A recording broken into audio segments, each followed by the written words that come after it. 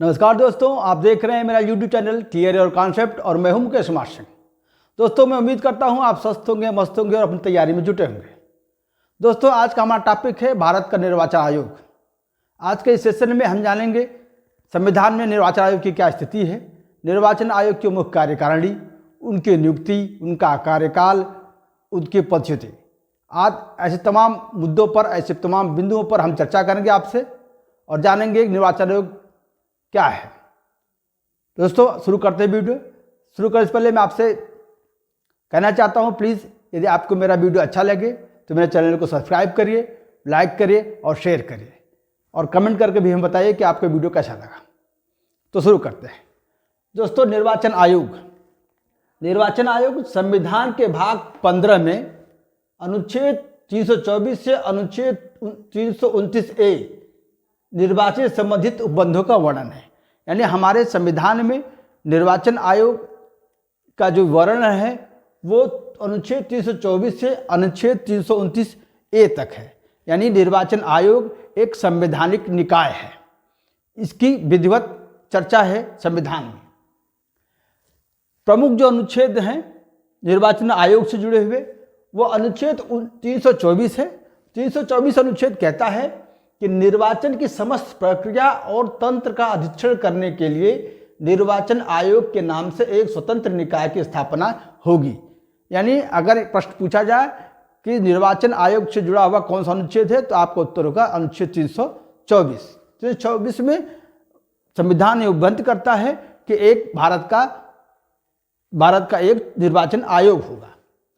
अनुच्छेद 324(1) इसमें देखते हैं, निर्वाचन आयोग को संसद और राज्य विधानमंडलों के सभी निर्वाचनों के लिए और राष्ट्रपति और उपराष्ट्रपति के पद के लिए निर्वाचनों के लिए अधीक्षण, निर्देशन और नियंत्रण की शक्ति होगी। यानी जो निर्वाचन आयोग है भारत का, उसका जो कार्य है वो संसद का चुनाव, राज्य के विधानमंडलों यानी विधानसभाओं का चुनाव, साथ ही वो राष्ट्रपति और उपराष्ट्रपति के पद के लिए भी जो चुनाव होगा, जो निर्वाचन होंगे, उसके अधीक्षण, निर्देशन और नियंत्रण का उसका कार्य होगा। यानी अगर एक लाइन में पूछा जाए कि निर्वाचन आयोग का प्रमुख कार्य क्या है तो वो संसद का चुनाव, विधानसभाओं का चुनाव, राष्ट्रपति और उपराष्ट्रपति के चुनाव का वो नियंत्रण, निर्देशन, अधीक्षण, सारे कार्यों की जिम्मेदारी उस पर है। अनुच्छेद 324(2) अब हम कार्यकारिणी की बात करते हैं। उसकी समय अनुच्छेद 324(2) में लिखा गया है कि समय की मांग के अनुरूप निर्वाचन आयोग एक सदस्यीय अथवा बहुसदस्यीय संस्था हो सकती है। यानी निर्वाचन आयोग का जो सबसे बड़ा अधिकारी होता है, जिसे मुख्य चुनाव आयुक्त कहते हैं, उसकी संख्या को घटाया और बढ़ाया जा सकता है। ये पहले से ही संविधान निर्माताओं ने संविधान में इसके उपबंध कर दिए हैं। वो उपबंध है अनुच्छेद 324(2). अब इसी की वजह से जो चुनाव आयुक्त और या मुख्य चुनाव आयुक्त जो हैं उनकी संख्या में परिवर्तन हुए। उसके लिए अभी हम देखते हैं संगठन के तौर पर 16 अक्टूबर 1989 तक निर्वाचन आयोग एक सदस्यीय रहा। यानी 16 अक्टूबर 1989 से पहले तक, यानी भारत के आज़ाद होने के बाद से, जब से ये बना, उससे लेकर के 1989 तक मुख्य निर्वाचन आयुक्त सिर्फ एक हुआ करते थे। लेकिन उसके बाद 31 दिसंबर 1989 तक, यानी 16 अक्टूबर 1989 के बाद उनकी संख्या बढ़ गई और 2 सदस्यीय हो गया निर्वाचन आयोग। यानी उसकी कार्यकारिणी 2 सदस्यीय हो गई। 31 दिसंबर 1989 तक 2 सदस्यीय रहा। 16 अक्टूबर से 31 दिसंबर तक 2 सदस्यीय निर्वाचन आयोग रहा, एक मुख्य निर्वाचन आयुक्त और एक निर्वाचन आयुक्त।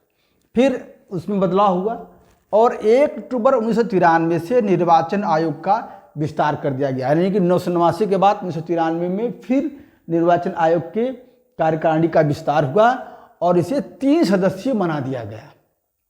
यानी तब से लेकर 1993 से लेकर अब तक निर्वाचन जो आयोग है उसके जो मुख्य कर्ता धर्ता है, जिन्हें हम चुनाव आयुक्त कहते हैं, इनकी सदस्या 3 है, जिसमें से एक मुख्य निर्वाचन आयुक्त का पद है और 2 अन्य आयुक्त हैं। यानी उनके नीचे होते हैं एक मुख्य आयुक्त और एक मुख्य निर्वाचन आयुक्त और 2 चुनाव आयुक्त होते हैं। ये तीनों ही राष्ट्रपति द्वारा नियुक्त किए जाते हैं। यानी अब अगर कहा जाए कि भारत में निर्वाचन आयुक्तों की संख्या कितनी है तो 3 है, जिसमें से एक मुख्य निर्वाचन आयुक्त और 2 चुनाव आयुक्त होते हैं। अब इनका कार्यकाल हम देखते हैं। सदस्यों का कार्यकाल 6 वर्ष या 65 वर्ष की आयु जो प्रथम अद्यतन हो, यानी वो उनका अधिकतम कार्यकाल 6 वर्ष का होगा, या अगर उसके पहले उनकी उम्र 65 साल हो जाती है तो वो रिटायर हो जाएंगे, अन्यथा वो 6 वर्ष का कार्यकाल पूरा करेंगे। पद की स्थिति, जो उनकी स्थिति है पद की, वो ये है कि मुख्य निर्वाचन आयोग का स्तर सर्वोच्च न्यायालय के न्यायाधीश के समकक्ष होता है। सर्वोच्च न्यायालय का जो न्यायाधीश हैं उनके समकक्ष इनकी पद की स्थिति होती है मुख्य निर्वाचन आयुक्त की।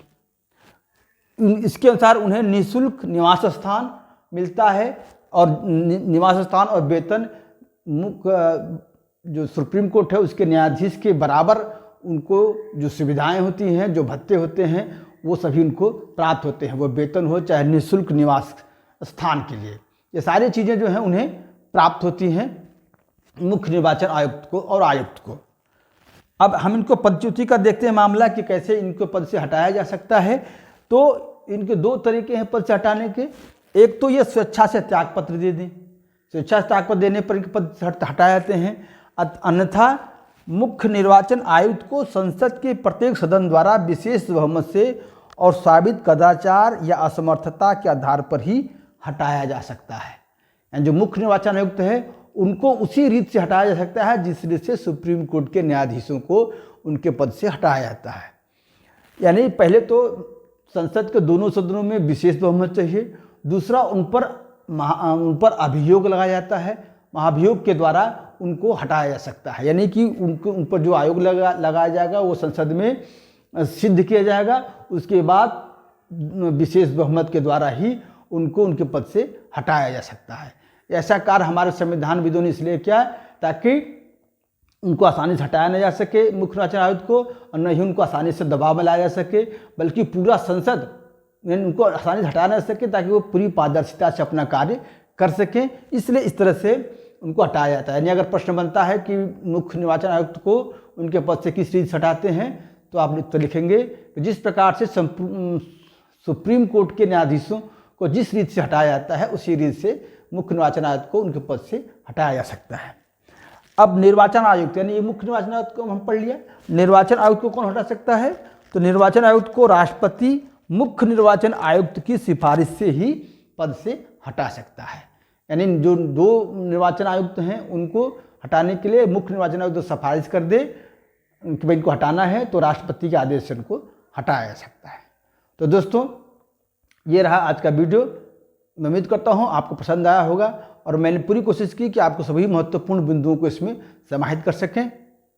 तो जैसे वीडियो आपको अच्छा लगे तो आप जरूर हमें बताइएगा कमेंट करके। और दोस्तों, फिर से आपको मिलेंगे एक और अच्छे वीडियो के साथ, ताकि आपकी तैयारी और बेहतर हो सके। तब तक के लिए नमस्कार।